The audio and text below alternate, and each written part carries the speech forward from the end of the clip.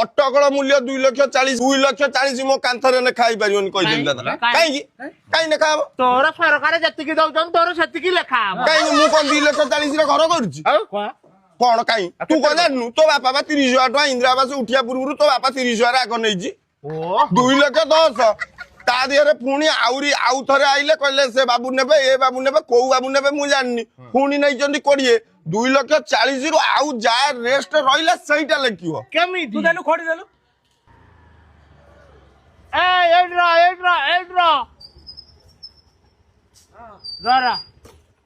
ଏଇଟା ଏକ ଫକିରାର ଲେଖିଦିଅ। ଫକୀର ନାଇଁ ଦେବା ହଁ ନେଖ ଚାଲ ସେ କାନ୍ଥ କତିକି ଚାଲ ଏଇ ତା ଦୁଆର ମୁହଁରେ ଲେଖ।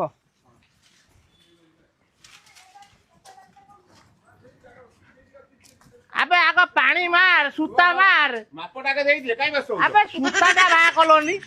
ଆବେ ଆଣ ଆସିକି ରହେ ବାପା ତମେ ବ୍ୟସ୍ତ ହେଲେ ହବ ମାର 4 ରେ 4 ମାର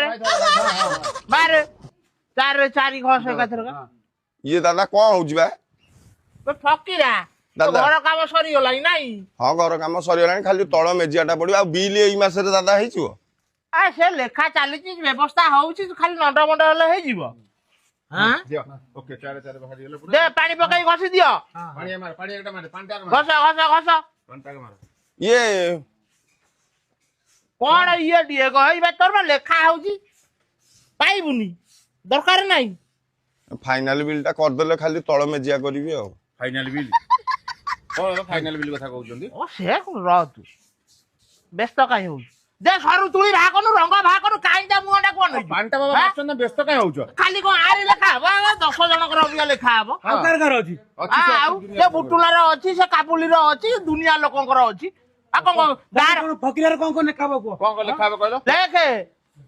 ଅଟକଳ ମୂଲ୍ୟ 2,40,000 ଏ ର ଅଟକଳ ମୂଲ୍ୟ 2,40,000 କିନ୍ତୁ 2,40,000 ମୋ କାନ୍ଥରେ ନେ ଖାଇ ପାରିବନି କହିଦେଲି ଦାଦା କାହିଁକି ଲେଖା ହବ ତୋର ସରକାର ଯେତିକି ଦଉଛନ୍ତି ତୋର ସେତିକି ଲେଖା ହବ କାହିଁକି ମୁଁ କଣ 2,40,000 ରେ ଘର କରୁଛି କଣ କାହିଁ ତୁ କଣ ଜାଣିନୁ ତୋ ବାପା ବା 30,000 ଟଙ୍କା ଇନ୍ଦିରା ଆବାସ ଉଠିବା ପୂର୍ବରୁ ତୋ ବାପା 30,000 ଆଗ ନେଇଛି 2,10,000 ତା ଦେହରେ ପୁଣି ଆଉ ଥରେ ଆଇଲେ କହିଲେ ସେ ବାବୁ ନେବେ ଏ ବାବୁ ନେବେ କୋଉ ବାବୁ ନେବେ ମୁଁ ଜାଣିନି ପୁଣି ନେଇଛନ୍ତି 20 2,40,000 ରୁ ଆଉ ଯାହା ରେଷ୍ଟ ରହିଲା ସେଇଟା ଲେଖିବ କେମିତି ତୁ ଦେଲୁ ଖୋଡ଼ି ଦେଲୁ ସେଗୁଡା ଲେଖା ହେଇପାରିବନି ମନା କଲି ଆଜି ତୁ ଜମା ମୋ କାନ୍ଥ ଲେଖିବନି ବଜେଇବି ଧାଡୁ କଣ ବଜେଇବି ଯା କାଗଜ ପତ୍ରରେ ଯା କାଗଜ ପତ୍ରରେ ମୁଁ ତ ପାଇନି କାଗଜ ପତ୍ରରେ ଲେଖିଲେ କଣ କେତେ ହେଲା ଲେଖା ହବ କହିଲ କଣ 2,40,000 ତ ଜମା ତ ତୁଳି ଦେଲୁ ର ତୁଳି ଦେ ଜମା ନେଇ ଯାଉ ଆମର ଏଇ ଗଣ୍ଡେ